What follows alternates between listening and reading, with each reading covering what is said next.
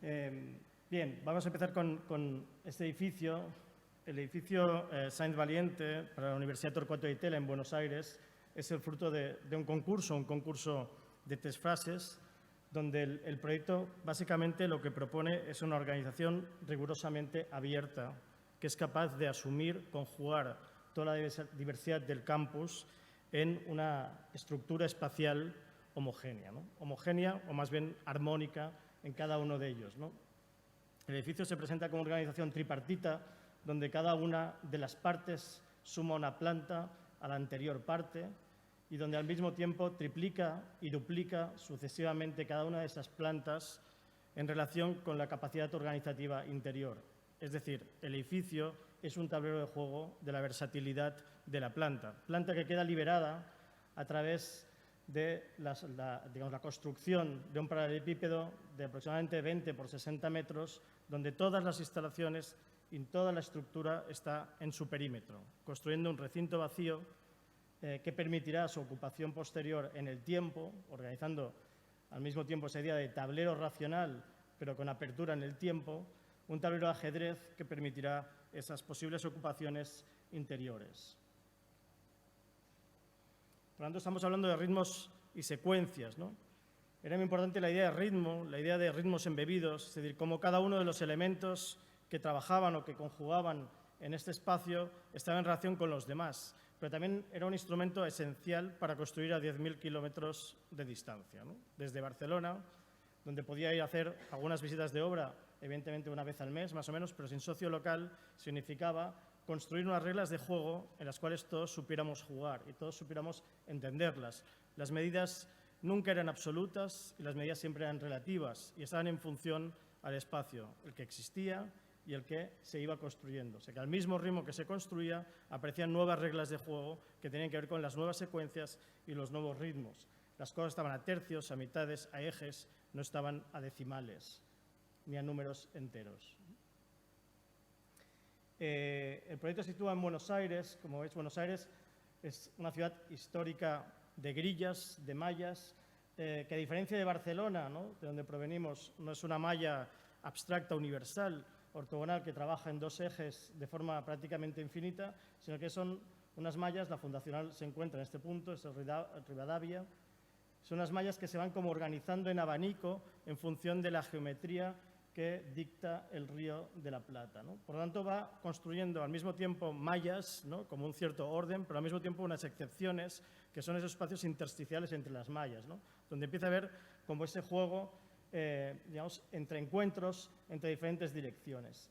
En este punto de aquí extremo, ¿no?, este espacio de aquí que lo rodea, esto de aquí es General Paz, que es como la autopista que divide lo que es el Gran Buenos Aires del centro de Buenos Aires. Esta autopista, justo en este punto límite, es donde se encuentra el barrio, aquí el barrio de Núñez, un barrio histórico de casitas pequeñas en este punto de aquí, al lado de la cancha de River, y donde a partir de esta línea, que es la Avenida Libertador, es donde empieza entonces la gran ciudad, ¿no?, la metrópolis. Y este lugar como de intersticio que antes decíamos, ¿no?, también entre la ciudad y el río, donde en todo este espacio de aquí aparecen todos esos lugares de infraestructuras, de equipamientos, espacios verdes, etc., ¿no? Este edificio es el edificio del estadio, ¿no?, la cancha, como dicen allí, ¿no?, la cancha de River. Este es un barrio pequeñito, el barrio de Núñez, con casitas pequeñas, casi prácticamente viviendas unifamiliares, que se expresa muy bien en las fotografías que hizo Jordi Bernadó, ¿no?, como mostrando aquello que se ve desde y hacia, ¿no? Y prácticamente se ve como esa escala de casitas pequeñas en este punto, y donde aquí aparece como ese ensanche que poco a poco va creciendo en altura, como construye, como comenta muchas veces Pablo Méndez de Rocha, ¿no?, con esa idea de geografía artificial, ¿no?, que va construyendo un espesor en la corteza terrestre, ¿no? Justo en este punto es donde se sitúa el edificio, completando un campus, ¿no? Ya había un edificio existente, que es este de aquí, que era la antigua sede de aguas sanitarias, un edificio infraestructura, acompañado de una U asimétrica, que está aquí, de galpones, de cobertizos, que en realidad también se convierten en una especie de infraestructura. Como veis, el edificio o el campus lo rodean, por un lado, en esta L, lo rodean un espacio verde, pero sin entradas, sin accesos, porque son espacios verdes prácticamente medianeras, Y por este costado de aquí le atraviesa una calle importante que es Figueroa Alcorta y esta de aquí que es Sáenz Valiente, ¿no? Y solo una calle le llega de forma transversal, perpendicular, que es esta de aquí, que es Ernesto Babio. Esta es la situación que vemos, ¿no? Donde realmente aparecen esta especie de matriz de columnas con pilares, con columnas con capiteles, con una especie de pirámides invertidas que caracterizan espacialmente este edificio y esta secuencia de pórticos que vemos en este lugar de aquí, ¿no? Y que va construyendo, digamos, encierra este lugar de claustro, ¿no? Hay que pensar que los campus en Latinoamérica suelen ser espacios muy cerrados, y más cuando son escuelas como estas, espacios que requieren una cierta seguridad, un cierto cerramiento, ¿no? Como decía, el concurso, o el proyecto es fruto de un concurso de 3 fases, lo cual fuimos uno de los equipos que lo que propuso es repetir o colocarse siguiendo la huella que hacía el antiguo galpón, el antiguo cobertizo que había en este punto, ¿no? Podríamos entender que básicamente estos 15 intercolumnios se organizan en 5 partes, ¿no? Veis cómo tiene una construcción en eje, y que las 2 partes extremas, los 3 intercolumnios de las columnas extremas, coinciden precisamente con la dimensión del pórtico de los cobertizos, ¿no? Nosotros proponíamos, a diferencia de otros equipos, que realmente el edificio debería completar este elemento por varios motivos. Una, por construir ciudad en un lugar donde había poca ciudad, porque evidentemente aquí empieza todo ese lugar más de ciudad-jardín. Pretendíamos que el edificio hiciera fachada, construyera calle, por lo tanto, que fuera longitudinal y paralela al sentido de una de las 2 calles que rodean al edificio, al campus. Por otro lado, nos parecía importante que en la planta baja hubieran usos, finalmente restaurante, cafetería, tienda, etcétera, que potenciaran y fomentaran la relación ciudad-campus, ¿no? Que normalmente, repito, no suele ocurrir, ya que por seguridad requieren ser espacios cerrados. Por tanto, colocar este elemento aquí construía o favorecía la idea de usos que estaban en relación con el vecindario y no solo con el claustro. Pero al mismo tiempo construir el ágora, ¿no? Construir un espacio interior que realmente se convirtiera en una aula exterior. Hasta ese momento, incluso ahora, porque hay que acabar una segunda fase de estacionamiento subterráneo, hasta ese momento esto era el estacionamiento, ¿no? El lugar donde aparcan los coches de los alumnos y los profesores, en lugar de entender que el campus requiere de una gran aula exterior. Por lo tanto, el edificio, como veis, lo que hace es repetir el ancho de esos elementos, de esos pórticos asimétricos, ¿no? Veis, aquí hay 2 apoyos y luego hay una ligera ménsula, que en realidad coincide con el intercolumnio de 3 elementos de la matriz de columnas y capiteles. Pero al mismo tiempo, si vemos las plantas superiores, aquí aparecen columnas, pero en la planta inferior aparece este gran apeo. Un apeo, digamos, que lo que hace es construir una gran dimensión, una puerta simétrica respecto a este edificio muy masivo, construyendo un apeo de 15,60 metros. Esos 15,60 son el motor de medidas de ritmos que aparecerán aquí. Es decir, el edificio de 20 por 60 se aguanta en 4 columnas en cada costado, 8 columnas, que lo que están haciendo es repetir 3 grandes apeos de 15,60 metros. Es decir, la medida del 15,60 recibe usos que tienen que ver con la dimensión de lo público, con la dimensión de lo urbano. De manera que era muy fácil también, de nuevo, decir en la distancia, ¿no? Que simplemente los 8 apoyos que llegaban al suelo repetían la dimensión que tenía el apeo existente en el eje del edificio de aguas sanitarias.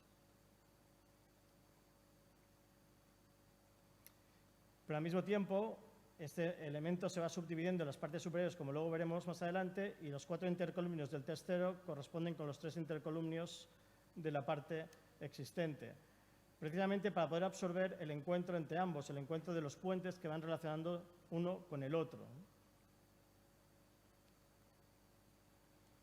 El edificio requería una cierta personalidad, porque ambas secuencias o ambos órdenes tenían esa personalidad estructural, ¿no? Antes hablaba de esa idea de cómo conjugar o cómo hacer aunar la diversidad del campus en un armónico sistema espacial, ¿no?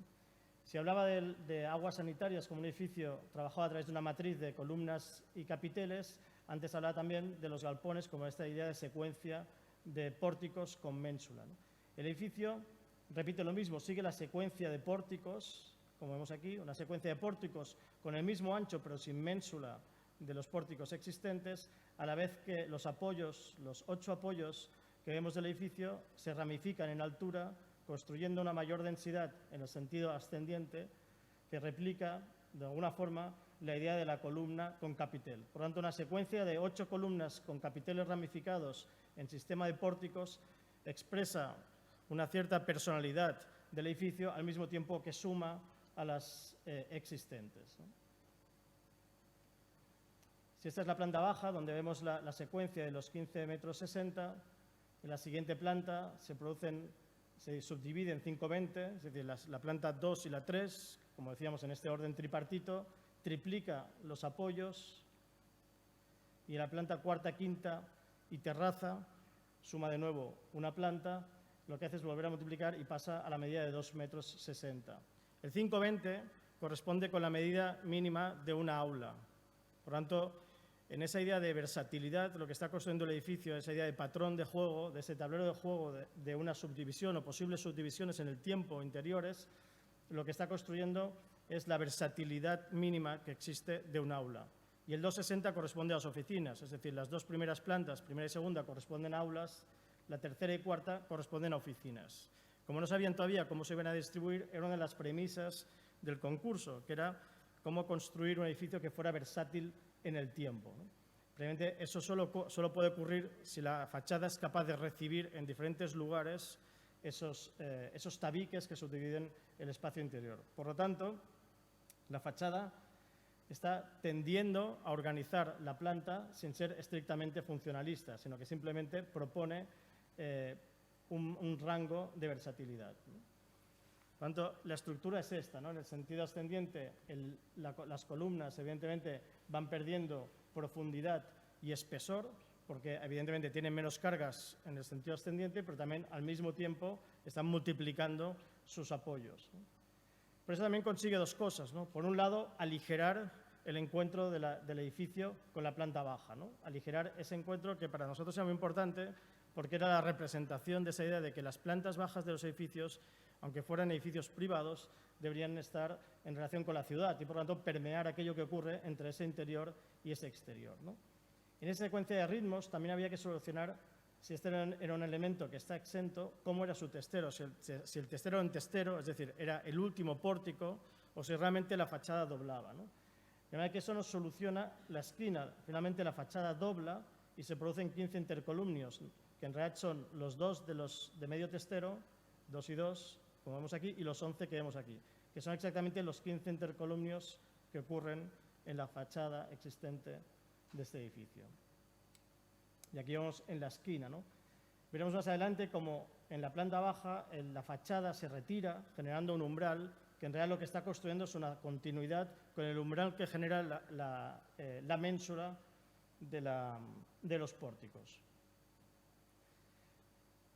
Este propio edificio construye una platea, ¿no? Organizando más o menos lo que sería un espacio más verde y un espacio más organizado, un poco más urbano, construyendo precisamente esa idea de aula exterior, pero que al mismo tiempo este elemento de aquí, como esta gran alfombra o este podio, lo que está haciendo es lidiar con el cambio topográfico que existe entre ese interior y ese exterior, esta calle, que es de 1 metro. Por lo tanto, lo que construye aquí es un espesor que al mismo tiempo de recibir la vegetación que se plantará en este punto, es capaz de organizar ambos espacios, ¿no? Por ejemplo, haciendo que el restaurante esté a caballo entre las dos cotas. Aparecen dos juntas, ¿no? Con los edificios existentes. Este elemento de aquí, que se solventa a través de una rampa, conecta este punto de aquí, digamos el 0 con el +1, y aquí aparece un patio inglés que ya existía en relación a este edificio, un edificio que está enraizado en el suelo, que tiene una planta subterránea -1 y que requiere de este patio inglés para iluminarse, y por lo tanto esto ya aparece como una junta entre ambos, es decir, que las conexiones entre esos edificios siempre son puentes, incluso cuando están en la planta baja.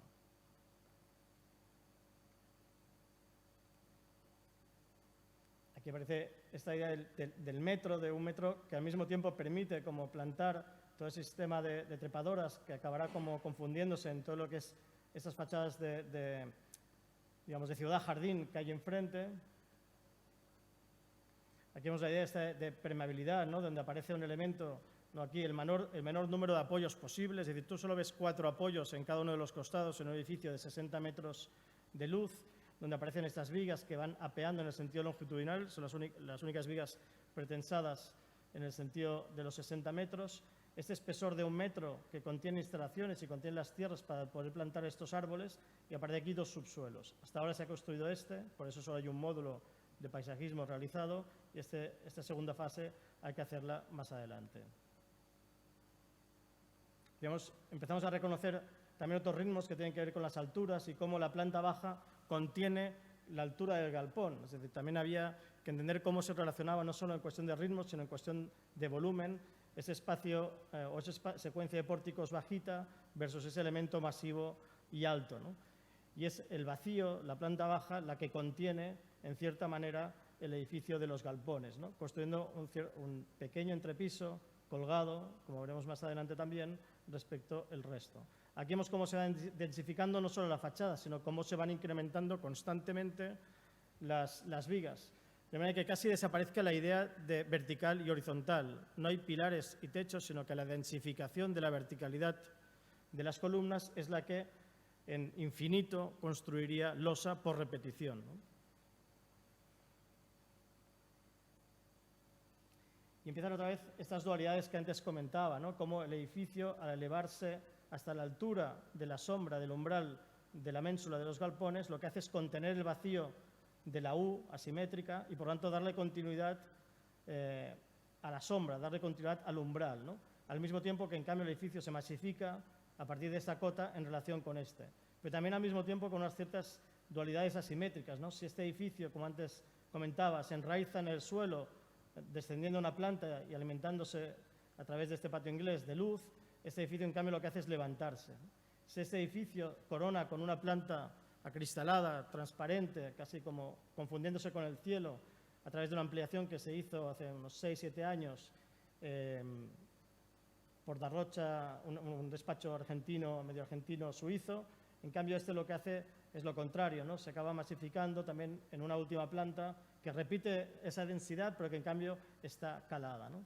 O si este, por ejemplo, remata con un suelo, con una terraza jardinada, este termina con un techo ajardinado. O sea, si uno construye una alfombra verde, el otro construye un umbral verde que permite de nuevo construir un ágora, un aula en el exterior, ¿no? Constantemente la búsqueda esta de que también entender allí son aportes que a veces puedes hacer también, ¿no? En el sentido que es incidir en temas que a veces se han perdido, ¿no? Que es esta idea de lo común, de lo abierto, de lo público, ¿no?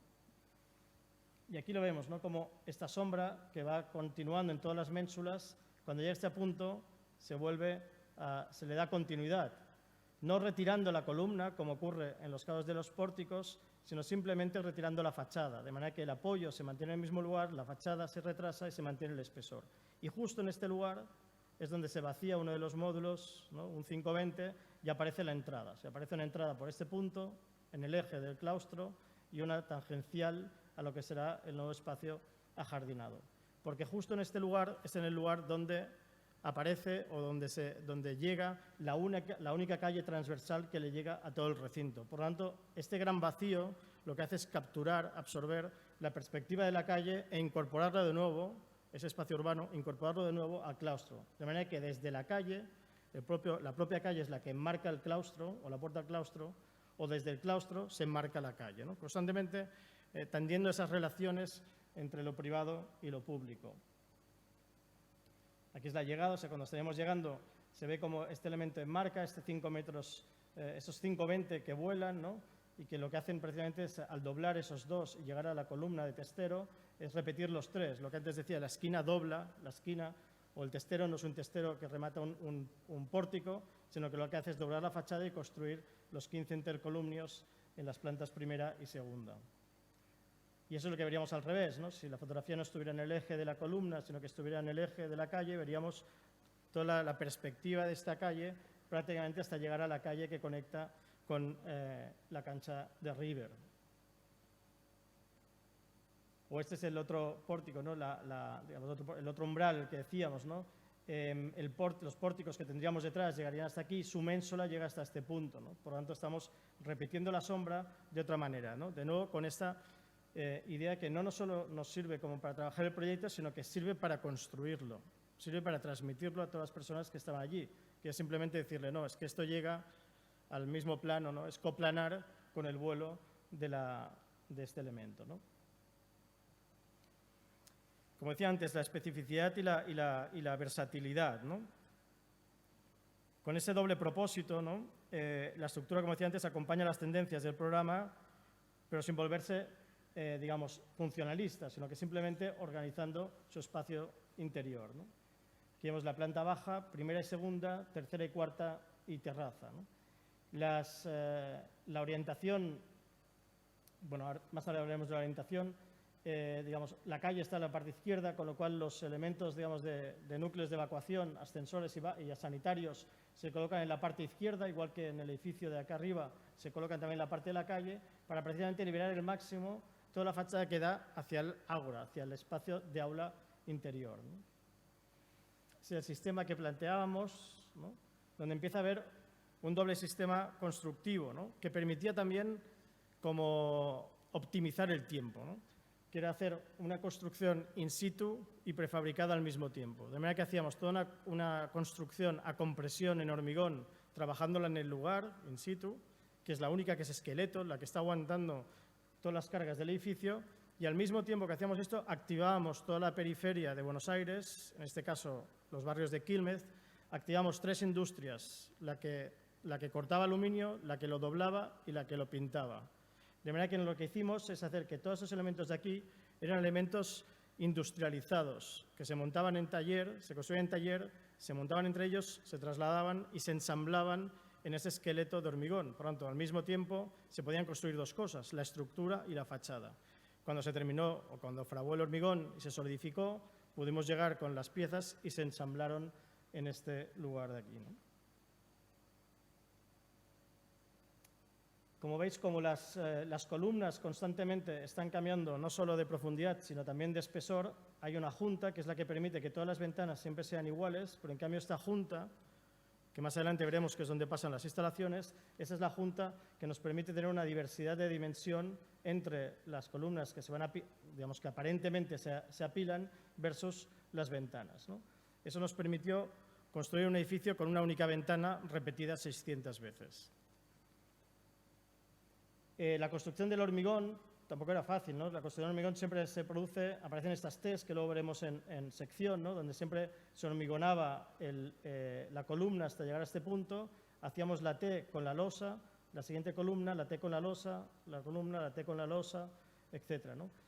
Y evidentemente ocurre, y luego hablaremos, cómo aparecen ritmos que son disímiles, es decir, que a veces hay cosas que no coinciden. Por ejemplo, este 1560, 520, 260 tiene que ver con los ritmos del campus, pero en cambio el ritmo de los encofrados era de 220, de 1.20, 2.40, por lo tanto no coincidía con este punto. Por lo tanto, lo que hacíamos siempre es que los encofrados empezaban a eje y de eje iban hacia los extremos, y esto ocurría en cada uno de los lados, ¿no? Por lo tanto, aparecen 2 tipos de junta. Hicimos también un dibujo en 3 dimensiones de todas las juntas. Aparecen las juntas y las buñas, como comentan ahí, ¿no? Las juntas de encofrado trabajan desde eje hacia los costados y, en cambio, las buñas son las que significan estos lugares como si estuvieran apilados, pero también permiten otra cosa, que es que no se perciban los errores verticales de hormigonado de uno encima del otro, ¿no? Por lo tanto, las capas de hormigonado siempre se marcaban unas juntas de sombra que casi significaban o parecían que esto fuera una estructura prefabricada, ¿no? Cosa que era imposible en Buenos Aires porque no tienen una industria de prefabricado de hormigón para realizarlo de esta manera, ¿no? Por lo tanto, este era el alzado, ¿no? Donde aparece esta idea, como decíamos, de este elemento que se levanta una planta más que este, mientras que este se hunde, ¿no? Una planta más que este, y donde esta sombra recoge la sombra de los galpones. Este encuentro donde giran 2 módulos del 520 de la planta primera y segunda y por lo tanto construyen esos 15 intercolumnios para que finalmente el edificio en el testero se aguante en una sola columna, que es este de aquí.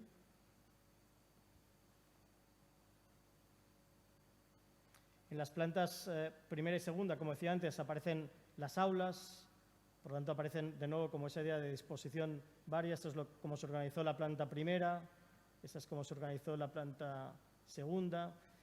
La orientación es este-oeste, de manera que esto es el norte, que es la fachada, digamos, perjudicial en el caso del hemisferio sur, que que quedaba protegida por el edificio existente, y en cambio la sur, que sería nuestra norte, es la que está divisando Buenos Aires. Por lo tanto, lo que hacíamos es girar justo las aulas cuando llegábamos en este punto, ¿no? Y siempre los lugares de llegada de las escaleras de emergencia o de llegadas desde los puentes siempre son lugares transversales donde de nuevo aparecen como esa especie de calles o plazas flotando que permiten ver a través, de nuevo, la ciudad y el ágora interior. Y esa es la multiplicidad, por ejemplo, de situaciones que se podrían dar a través de ese tablero de juego que es la fachada. La fachada en cuanto a encuentro de tabiques respecto a la estructura, pero también la fachada en cuanto a instalaciones embebidas en ese espesor, como decíamos antes, de fachada, que es este elemento de aquí, ¿no?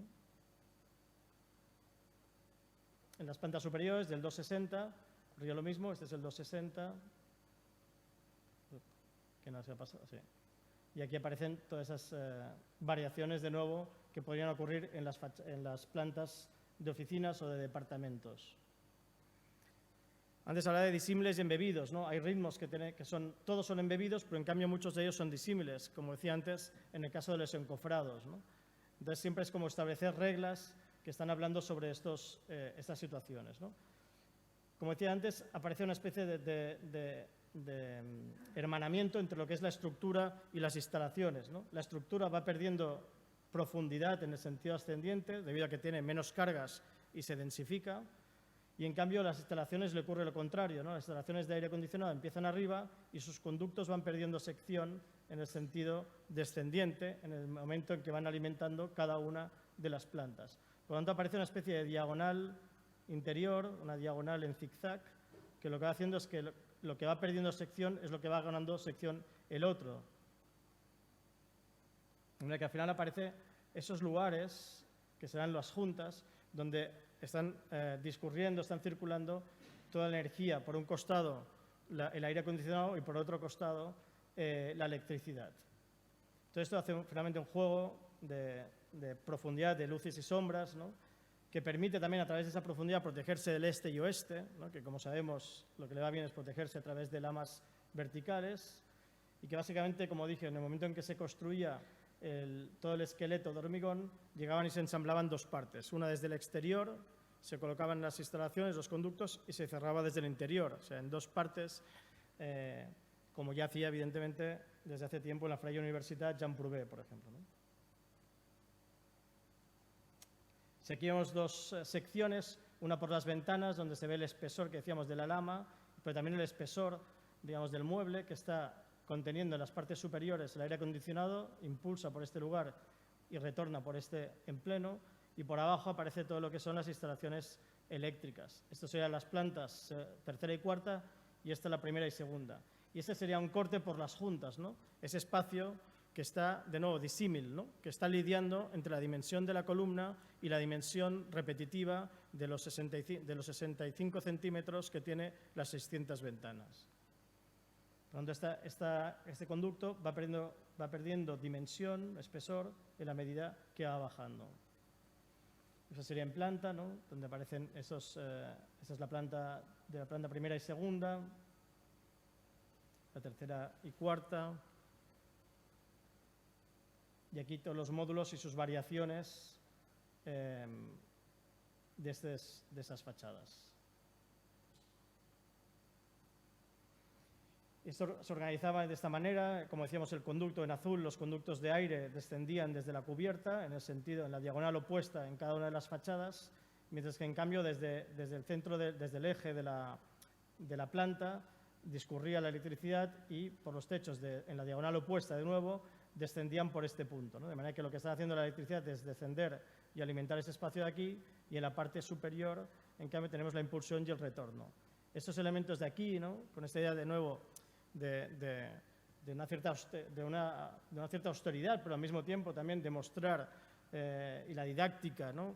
Para nosotros era muy importante también entender que era una universidad que tiene escuela de arquitectura, y creíamos que estaba bien que todo se viera, que no hubieran falsos techos, que no hubieran elementos que ocultaran la expresividad de cada una de sus partes, ¿no? Todas aquellas líneas que vemos en naranja son pantallas acústicas que están en el sentido vertical, que están a intereje de los nervios de las losas, o esos elementos que vemos así, En ese sentido, son las luminarias que están en el intercolumnio, en el eje del intercolumnio de las columnas, ¿no?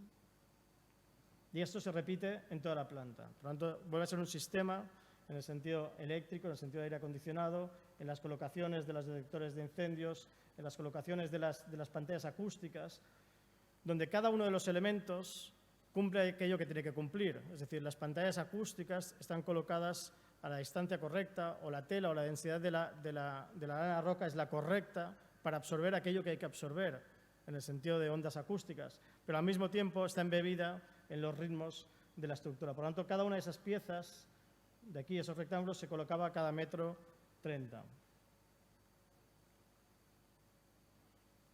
Vemos aquí vemos como en la planta, por ejemplo, primera y segunda, las aulas se colocan de forma simétrica. Este es el eje del edificio, donde aparece esta canalización o esta bandeja de eléctrica y voz y datos, y hacia un lado aparecen aulas grandes, hacia el otro lado aulas pequeñas. Y al mismo tiempo, como vemos aquí, alimenta esas bandejas, y en la diagonal contraria lo contrario, y aquí aparecen esos ritmos de pantallas acústicas que están cada 60, cada metro 30, cada 65, perdón, cada metro 30, 65, metro 30, etc. Y que siempre coincide en la base de las pantallas acústicas con el nivel inferior de la cornisa inferior de las vigas de 20 metros de luz. Eso sería como justo en el aula magna, cuando estamos llegando al extremo del edificio.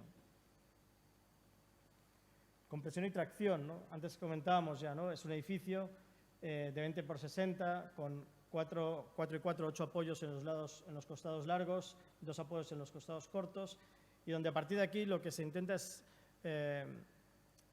explicitar, ¿no? Que ese es el espacio, o este es el material que está a compresión aguantando el edificio, y el resto en realidad está pendiendo de él, dependiendo y pendiendo de él. Por lo tanto, el entrepiso, el altillo, pende de él, los puentes se apoyan en él, los puentes que conectan con el edificio existente, la escalera de 24 metros de altura pende de él y se detiene a 10 centímetros del suelo, o por ejemplo, los elementos de fachada se ensamblan en él, ¿no?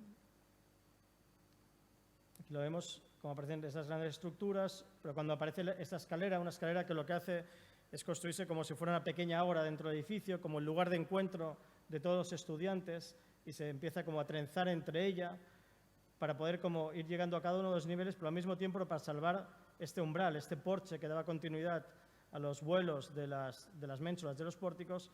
En este lugar lo que tenía que hacer es espiralarse para luego desplazarse y poder llegar a las siguientes plantas, ¿no? De manera que esta es la escalera resultante precisamente de esa acción, ¿no? Y también porque, dependiendo de su espiral, de la espiral que contiene, que produce, en algunos momentos llega a un costado o a otro costado del vacío. Entonces, esta es la escalera colgando de la estructura de hormigón,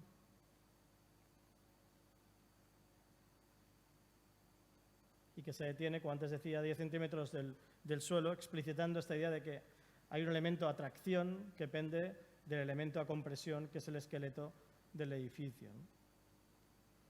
El tercer elemento, el tercer material, es un material vegetal, que en realidad es tanto pensado desde la madera como el paisajismo, ¿no? La madera, como vemos aquí, se construyen módulos de 260 que lo que permiten también es organizarlos en el tiempo, es decir, que también los puedes desmontar y montarlos en otro lugar. Y veis que en cada planta, aquí sí que se repiten, por aquí se colocan en lugares diferentes, etc. Por lo tanto, esos módulos que por un lado contienen taquillas y por otro lado contienen almacenaje del aula, se pueden ir como organizando en ese sentido. Tienen una altura estándar, que es la altura de la puerta, y entonces una pequeña junta de vidrio es la que permite llevar luz natural hacia los pasillos, al mismo tiempo que construir la continuidad de esas vigas de hormigón de 20 metros de luz, ¿no?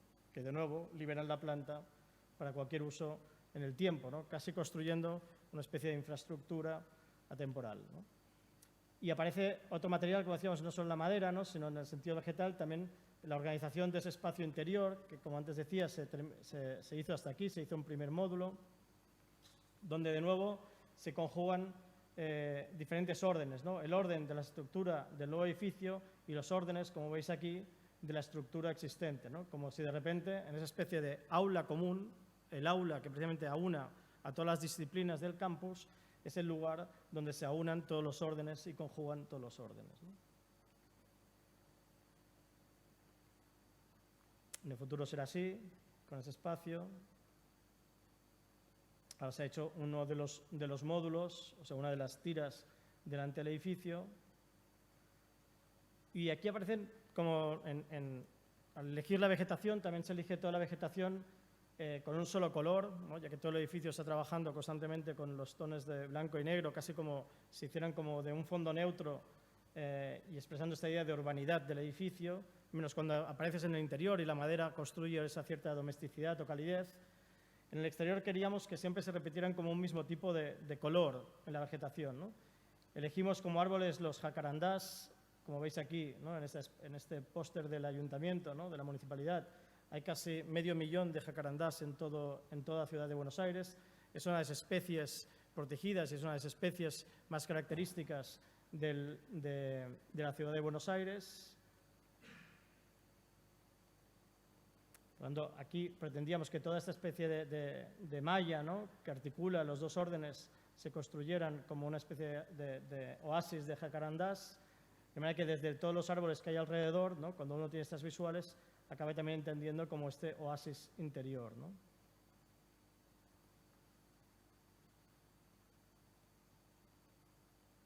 Y dos más, los jacarandás tienen las bases, tienen agapantos, que también son de color lila, y finalmente lo que antes decía, en la terraza, en el último nivel, en lugar de construir un suelo vegetal, pensamos que estaría bien que fuera un espacio de aulas versátiles también al exterior, y por lo tanto lo que construíamos era un techo vegetal que lo íbamos a hacer con glicinas.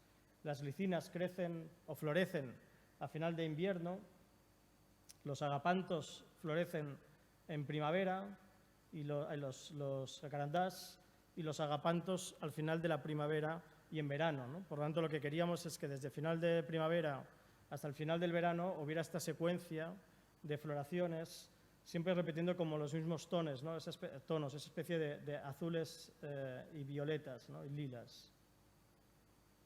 Y para terminar, llegar a la terraza, ¿no? La terraza, aquí vemos las glicinas que empiezan a crecer, por eso aprovechan, ¿no? Las columnas cada 2,60 metros para crecer y harán todo este manto que antes veíamos en unas fotos de ejemplo, ¿no? Cubrirán este elemento como generando un umbral de glicinas en la ciudad de Buenos Aires, pero también cómo enfrentarse a la ciudad de Buenos Aires, ¿no? Cómo relacionarse con ellas, ¿no?